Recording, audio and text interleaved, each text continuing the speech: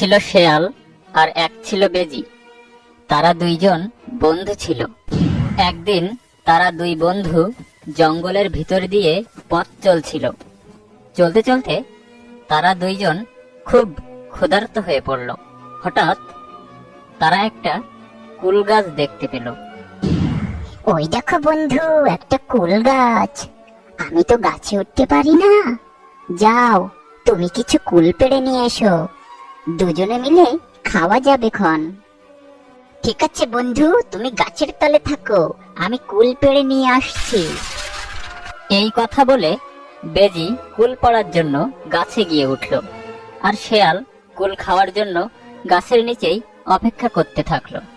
কিন্তু বেজি গাছে উঠে একা একাই কুল খাচ্ছে, শেয়ালকে দিচ্ছে না। বন্ধু, আমাকেও একটা কুল দাও। এই নাও। এটা তো কুলের বিচি, কুল নয় তো। শিয়াল আবার কুল চাইলো বেজির কাছে। বেজি আবারও বিচি ছুঁড়ে মারল। তখন শিয়াল খুব রেগে গেল। সে মনে মনে ভাবলো সে বেজিকে খাবে। বেজি তার পেট ভরে কুল খেলো। কুল খেয়ে গাছের উপরেই ঘুমিয়ে পড়ল। আর শিয়াল তো বেজিকে খাওয়ার জন্য তাক করে গাছের নিচেই বসে আছে। হঠাৎ ভীষণই জোরে একটা বাতাস হলো।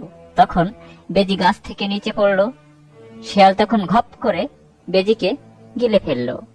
বেজি বন্ধুকে তো খেয়ে নিলাম, কিন্তু আমার পেট তো ভরল না। এই কথা বলে শিয়াল আবারও পথ চলতে আরম্ভ করলো। হঠাৎ তার সামনে একটা বড় লোক পড়ল।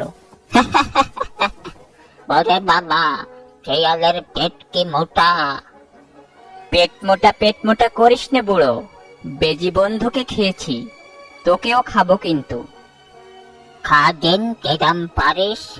অমনি শিয়াল বুড়োকে ঘপ করে গিলে ফেললো। বুড়োকে খেয়ে সে আবারও পথ চলতে থাকলো। পথ চলতে চলতে তার সামনে একটা ছোট ছেলে পড়লো। তখন সে বলল, ওরে বাবা, শিয়ালের পেট কি মোটা! পেট মোটা করিস নে, বেজি বন্ধুর খাইছি, বুড়ো বেটাকে খাইছি, তোকেও খাবো কিন্তু। খা দিন, কিলাম পালিত। শিয়াল অমনি ঘপ করে ছেলেটিকে গিলে নিল। ছেলেটিকে খেয়ে শিয়াল আবারও হাঁটতে শুরু করলো। হাঁটতে হাঁটতে তার সামনে পড়লো একটা হাঁস। তখন হাঁসটা বলল, প্যাক প্যাক, ওরে শিয়ালের পেট মোটা! পেট মোটা করিস নে হাঁস, বেজি বন্ধুর খাইছি, বুড়ো বেটার খাইছি, ছোট ছেলে তাকেও খাইছি, তোকেও খাবো কিন্তু। খা দিন, কিরাম সাহস তোর! শিয়াল অমনি ঘপ করে হাঁসটিকে গিলে নিল। হাঁসকে খেয়ে শিয়াল আবারও হাঁটতে শুরু করলো। হঠাৎ করে তার সামনে পড়লো একটা ছাগল। ম্যা, ম্যা, ওরে শিয়ালের পেট মোটা! পেট মোটা করিস নে, বেজি বন্ধুর খাইছি, বুড়ো বেটার খাইছি, ছোট ছেলের খাইছি, হাঁসকে খাইছি, তোকেও এখন খাবো। আমাকে তো তুমি খেতে চাও, খেও, তবে খাওয়ার আগে আমাকে কিছুটা সময় দাও। আমার ঘরে ছোট ছোট দুটো ছানা আছে, আমি তাদের দুধ খাইয়ে আসি, তারপর খেও। এ কথা বলে ছাগল সেখান থেকে চলে গেল। কিন্তু সে তার ঘরে না যেয়ে গেল একটা কামার বাড়ি। কামার, ও কামার, আমার শিং দুটো একটু ধার করে দাও তো।